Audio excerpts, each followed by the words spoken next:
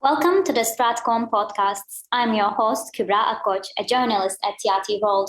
Today we'll talk about strategic communication and information warfare. Joining me now is James Farwell, who is an expert in information warfare, influence operations, and cyber policy and strategy with a geotopical expertise in the Middle East, North Africa, and Pakistan. Mr. Farwell, thanks for your contribution. Thank you. It's a pleasure to be here. Thank you for inviting me. Let's start with basics of strategic communication. You wrote a book called Persuasion Power, The Art of Strategic Communication.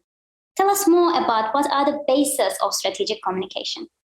That's a great question. Strategic communication can be defined as follows. It's the use of words or action, images or symbols in order to influence opinions, to shape behavior, in order to achieve a desired effect, or if you use a military jargon, end state. There's a lot of confusion about the word, and people, I think, too often get hung up on procedural types of definitions. But I think if you keep it simple that way, it's a lot easier. And information warfare is the use of information to conduct warfare.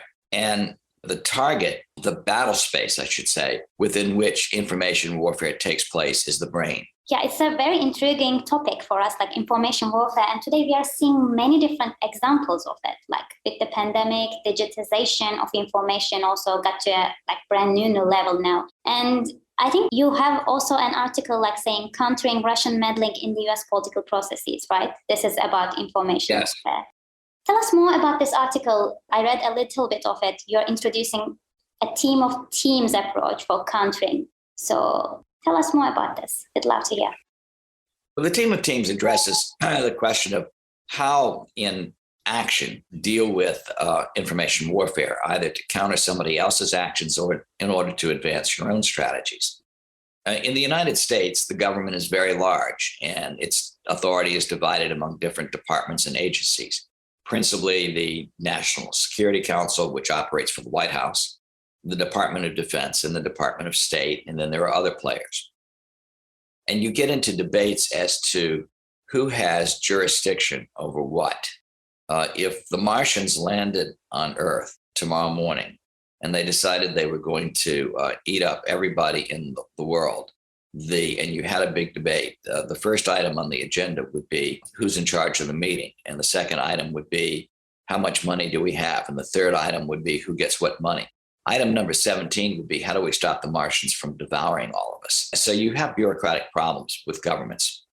Smaller governments are able to act more easily than large ones, but a really large government like ours has difficulty, I think, putting together a cohesive strategy and then finding a way institutionally to execute it. The team of teams idea first emerged during Ronald Reagan's administration as president, and became famous when General Stanley McChrystal used it in Iraq in order to gather intelligence against al-Qaeda and then to rapidly act on that information to take out members of al-Qaeda. His unit and a similar one by SAS probably accounted for a lot of the casualties that the insurgents sustained during that battle. So let's fast forward to what do we use it for today? If you put together a team of teams that's chartered to have a specific mission, answerable, in my view, in this country to the National Security Council, then you can have a team of experts drawn from within government and without government and from different agencies. You could have some from the Pentagon, some from State Department, maybe USAID, you name it. But what it would be is a team that's chartered to deal with very specific problems that are raised by information warfare, whether offensively or defensively. All right, I learned something new now.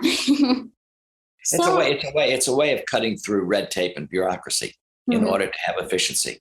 So, governments now just preferring this type of warfare to other types of warfare. What do you think? Is it it makes the headlines all the time, like China versus United States, Chinese hackers trying to US vaccine search, this kind of stuff, and people trying to steal open source information, someone closed information, like intelligence, that kind of stuff. How do you think is this going? Is it going to be around for a while too, information warfare? It's always been around. It was around in ancient times. Mm-hmm. Go back to ancient Rome, to the time of Cato the Elder in 94 BC.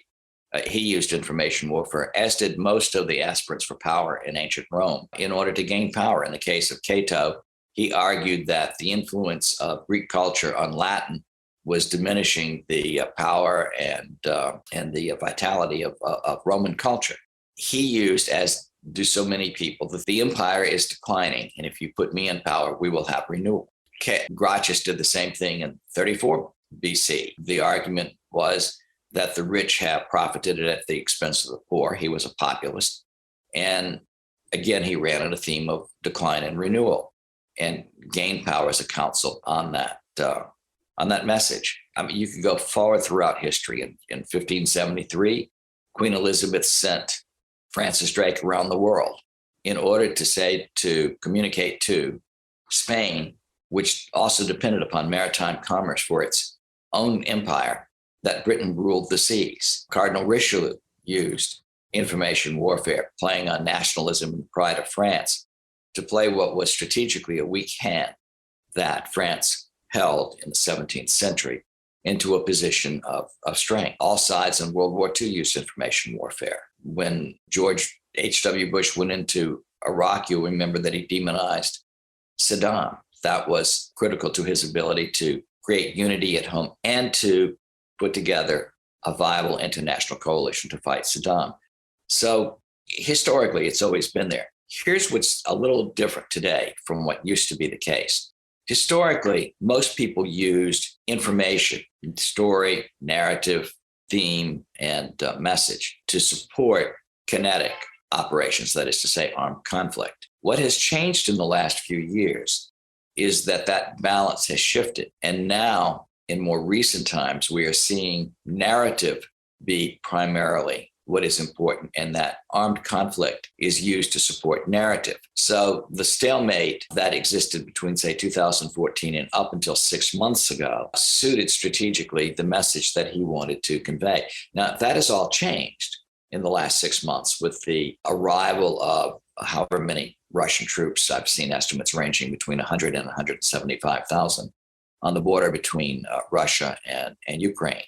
Once again, he's using the disposition of troops to send a message that he views the possibility of Ukraine joining NATO and its evolving relationship militarily with the United States as a, quote, existential threat. That's his words, not mine, to Russia. He views Ukraine as part of Russia, as vital to Russian security interests. And he is using his rhetoric and he is using maneuvers of his troops to signal to people, if we don't do something about this, it will lead to armed conflict. Now, nobody knows what President Putin will do, but the point is he's using information in its different forms to signal what he's doing. He did the same thing in Syria. The Russian intervention in Syria is fundamentally an exercise in information warfare. They made a lot of publicity about revitalizing the port at Latakia, sending in all these great new Russian weapons to help Assad and sending troops in. The fact of the matter is that he's done that on a very limited scale. He is not Stalin. He does not have the authority to spend Russian lives endlessly. He has to be sensitive to the fact that Russians don't want a lot of Russian casualties. And so he's been very limited and strategic in his use of that. But what he's doing is using that intervention to bolster Russian prestige and standing and influence in the Middle East, and to send a message to the international community that Russia is a power that has to be reckoned with. If you change the focus to China, China's entire doctrine of warfare, rooted in Sun Tzu, is that if you have to fight, if you have to engage in armed conflict to win, then you have lost, that the supreme victory is one that you win without fighting. And so its doctrine uses lawfare, media warfare, psychological warfare, economic, political, and diplomatic pressure in order to advance Chinese goals. It is the use of information integral to a coherent strategy that it has articulated, that it relies upon to achieve national goals as opposed to armed conflict. Those would we could find plenty of other examples, but those are just 3 examples of where information has become more important in achieving national interests than armed conflict. Yeah, very well explained. Thanks for that.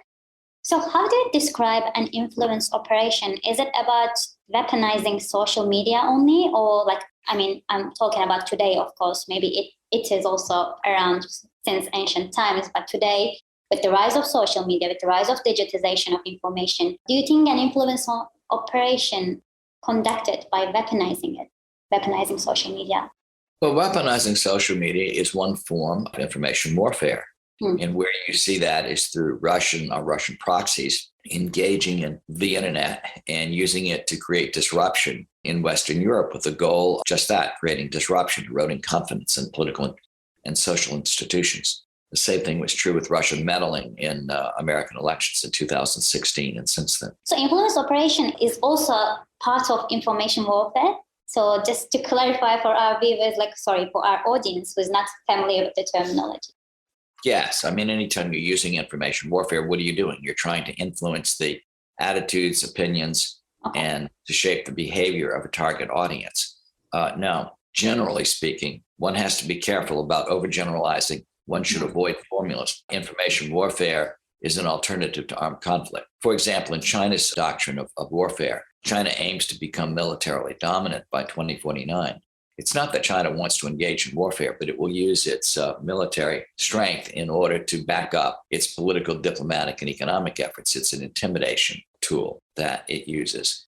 It doesn't mean that they wouldn't use it if they felt a need to, but generally speaking, China's approach is to avoid armed conflict and to achieve its goals through other ends, and I should say through other means and other ways.